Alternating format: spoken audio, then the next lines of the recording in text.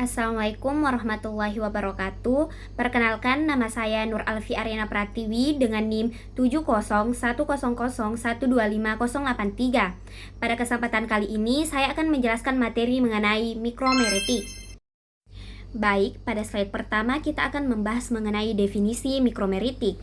Mikromeritik adalah cabang ilmu yang mempelajari ukuran, bentuk, luas permukaan, dan distribusi partikel kecil. Dalam bidang farmasi sendiri, mikromeritik sangat penting karena ukuran partikel dapat mempengaruhi sifat fisik dan efektivitas obat. Semakin kecil ukuran partikel, semakin besar luas permukaannya, sehingga proses pelarutan obat itu menjadi lebih cepat. Istilah mikromeritik sendiri itu pertama kali diperkenalkan oleh Dalla Valle dan banyak dibahas pada buku Martin Physical Pharmacy and Pharmaceutical Science.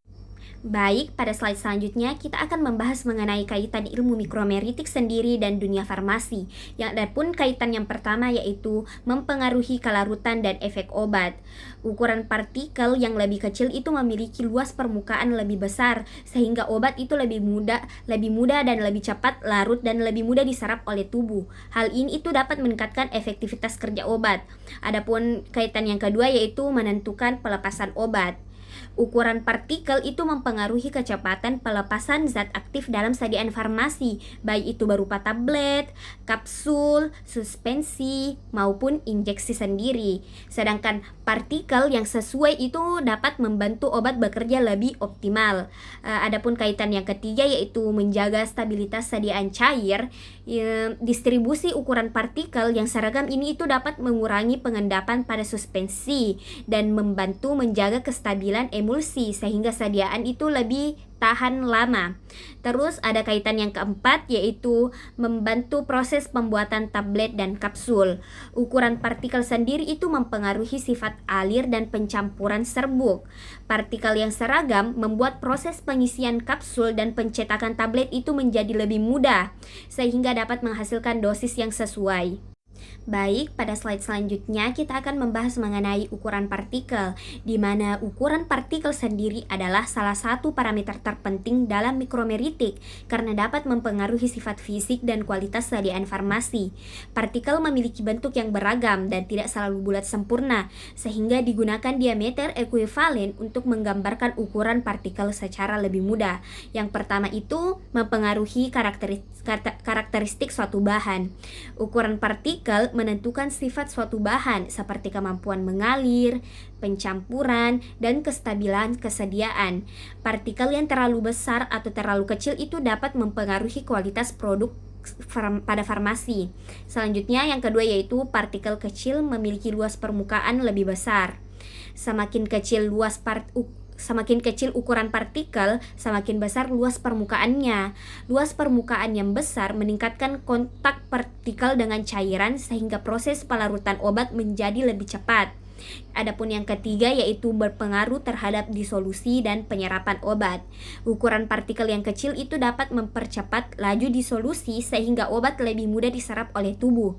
Oleh karena itu, pengendalian ukuran partikel itu sangat penting untuk memperoleh efek terapi yang optimal dan kerja obat yang lebih efektif. Baik, selanjutnya ada sifat fundamental distribusi ukuran. Distribusi ukuran partikel menggambarkan sebaran ukuran partikel dalam suatu sampel. Histogram pada gambar menunjukkan bahwa sebagian besar partikel berada pada ukuran tertentu, sehingga disebut ukuran dominan. Distribusi yang baik sangat penting dalam farmasi karena dapat mempengaruhi sifat alir serbuk, pencampuran bahan, kestabilan sediaan, dan proses disolusi obat. Distribusi ukuran yang seragam akan menghasilkan produk yang lebih stabil dan berkualitas. Selanjutnya ada metode pengukuran partikel dan luas permukaan. Yang pertama itu ada mikroskop optik. Mikroskop optik digunakan untuk mengamati bentuk dan mengukur partikel secara langsung menggunakan pembesaran lensa. Mikroskop optik ini tuh mempunyai kelebihan. Yang pertama itu dapat melihat bentuk dan ukuran partikel secara langsung. Yang kedua, cocok untuk partikel yang berukuran besar hingga sedang. Yang ketiga itu proses pengamatan relatif sederhana dan mudah dilakukan. Mikroskop optik ini juga mempunyai kelemahan. Yang pertama itu kurang akurat untuk partikel yang sangat kecil. Yang kedua itu pengukuran membutuhkan waktu lebih lama karena dilakukan satu persatu. Dan yang ketiga itu hasil pengamatan dapat dipengaruhi oleh kesalahan operator. Yang kedua itu ada pengayakan atau sieving, di mana metode pengayakan itu memisahkan partikel berdasarkan ukuran menggunakan ayakan dengan diameter pori tertentu. Pengayakan ini juga mempunyai beberapa kelebihan. Yang pertama itu metodenya sederhana dan biayanya ini itu relatif lebih murah. Yang kedua cocok untuk analisis partikel serbuk dalam jumlah besar. Yang ketiga itu cepat digunakan untuk memisahkan partikel berdasarkan ukuran. Pengayakan ini juga itu mempunyai kelemahan. Yang pertama itu tidak efektif untuk partikel yang sangat halus atau lembab. Yang kedua itu bentuk partikel yang tidak beraturan dapat mempengaruhi hasil pengayakan. Dan yang terakhir itu tidak dapat menunjukkan bentuk partikel secara langsung. Selanjutnya terdapat metode menggunakan pipet Andreasen, di mana metode pipet Andreasen ini itu mengukur ukuran partikel berdasarkan kecepatan pengendapan partikel dalam cairan sesuai dengan hukum Stokes.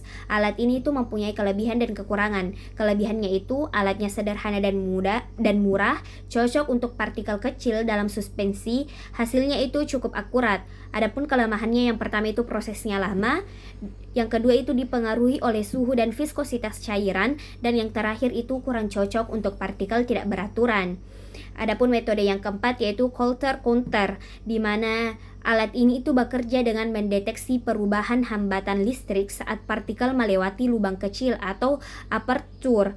Alat ini itu juga mempunyai kelebihan dan kekurangan. Adapun kelebihannya yaitu cepat dan otomatis, presisinya tinggi, dapat menghitung jumlah dan ukuran partikel sekaligus.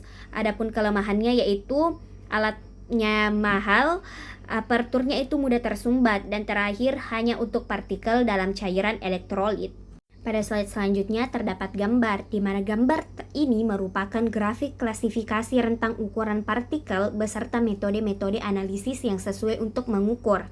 Secara teknis, grafik ini itu memetakan metode pengukuran berdasarkan dimensi partikel dalam skala angstrom, mikrometer, milimeter, hingga sentimeter pada sumbu horizontal atau biasa kita sebut dengan sumbu X.